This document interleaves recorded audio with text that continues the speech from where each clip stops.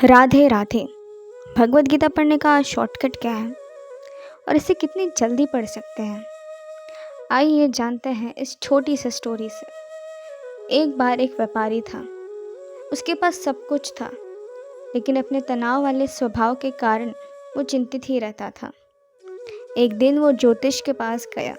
ज्योतिष ने कहा कि तुम्हें भगवद गीता पढ़नी चाहिए। तो वो अमीर व्यापारी स्वामी जी के पास गया भगवद गीता समझने के लिए। उसने कहा, हे स्वामी जी, आप मुझे भगवद गीता समझाइए। स्वामी जी उसे सुन के बहुत ज़्यादा खुश हुए। स्वामी जी ने कहा कि भगवद गीता में 18 अध्याय हैं, उसे समझने के लिए 3 महीने लगेंगे। अमीर व्यापारी ने कहा कि मेरे पास इतना समय नहीं है, एक काम कीजिए, आप मुझे एक अध्याय सिखाइए। स्वामी जी ने कहा उसे 2 हफ्ते लगेंगे सीखने के लिए। तो अमीर व्यापारी ने कहा कि नहीं नहीं, मेरे पास समय नहीं है, आप मुझे कुछ इम्पोर्टेंट बताइए। स्वामी जी ने कहा कि मैं तुम्हें एक श्लोक सिखाता हूँ। अमीर व्यक्ति ने कहा कि नहीं नहीं, एक काम कीजिए, आप मुझे कुछ इम्पोर्टेंट बताइए। तो स्वामी जी ने कहा कि माँ शुचः, जिसका अर्थ है चिंता मत करो।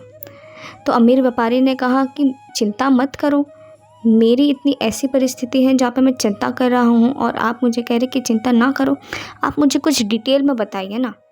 तो स्वामी जी ने कहा कि इसलिए तो तुम्हें गीता पढ़नी होगी, और गीता का कोई शॉर्टकट नहीं है, तुम्हें उसे पूरा ही पढ़ना पड़ेगा। Moral of the story is कि हमें लगता है कि हर एक चीज़ का शॉर्टकट है, पर अपनी चिंताओं से निकलने का शॉर्टकट बिल्कुल नहीं है। अगर उस चिंताओं को जड़ से निकालना है तो उसके लिए हमें जड़ तक भी जाना होगा। इसलिए हमें भगवद गीता पूरी पढ़नी चाहिए।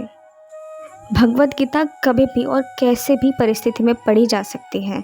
चिंता, सुख, दुख, कुछ भी, कभी भी भगवद गीता जीवन का सार है। अब आप ये सोचेंगे कि भगवद गीता पूरी कैसे पढ़ी जाए, क्योंकि शॉर्टकट तो है ही नहीं। भगवद गीता पूरी पढ़ी जा सकती है जब हम खुद रिसर्च करें। यूट्यूब पे इतने सारे कोर्सेज अवेलेबल हैं, इतनी सारी कथाएं हैं, इतने फ्री कोर्सेज हैं जो अगर हम सर्च करेंगे तो हमें बहुत ज़्यादा मिल जाएंगे।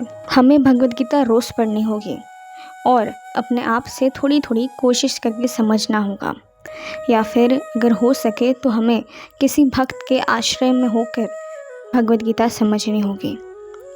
जितना हो सके उतना हमें करना होगा। राधे राधे।